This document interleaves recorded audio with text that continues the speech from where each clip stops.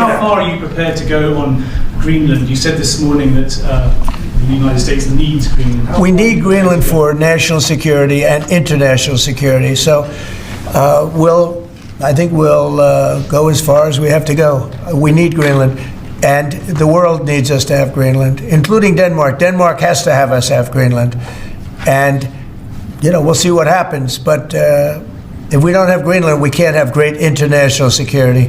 If you look at the ships outside of Greenland, China, Russia, places that we have to be there. If we're not there, we can't have national or international security. So I view it from a security standpoint, we have to be there. Lawmakers, does the U.S. intend to buy Greenland? Does the U.S. intend to buy Greenland? Can you clarify your comments to lawmakers this week? Well, that's always been the president's intent from the very beginning. He said it very early on. I mean, this is not new. He talked about it in his first term, and he's not the first U.S. president that has examined or looked at how could we acquire Greenland. There's an interest there. But so I just reminded them of the fact that not only did Truman want to do it, but President Trump's been talking about this since his first term. The White House put out a statement last night saying that the military option is on the table. Lost a lot of weight. Thank you, Mr. Secretary. They said the military option is on the table. So is the administration really willing to risk the NATO alliance by potentially moving ahead with military operations? What I think the White House said yesterday is what I will tell you now, and I've always said. The president always retained the option.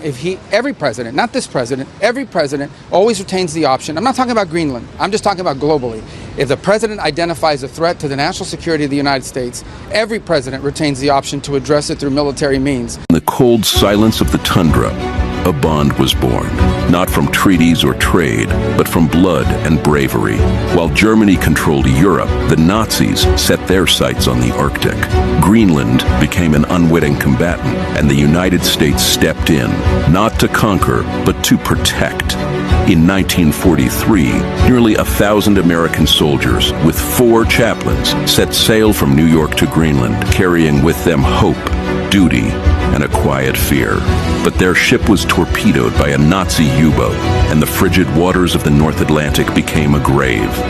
Those 4 chaplains gave up their life vests, giving their lives so that others might live, to protect America and Greenland. Their sacrifices helped win our freedom, and we will never forget. Together, Americans and Greenlanders stood as sentinels at the top of the world. But today, Greenland faces new threats from Russian aggression and Chinese expansion. Our shared legacy lives on in every joint mission, every Arctic patrol, every partnership forged in the shadow of melting ice and rising tensions. This is not just history, it is destiny. Now is the time to stand together again. For peace, for security, for the future. America stands with Greenland.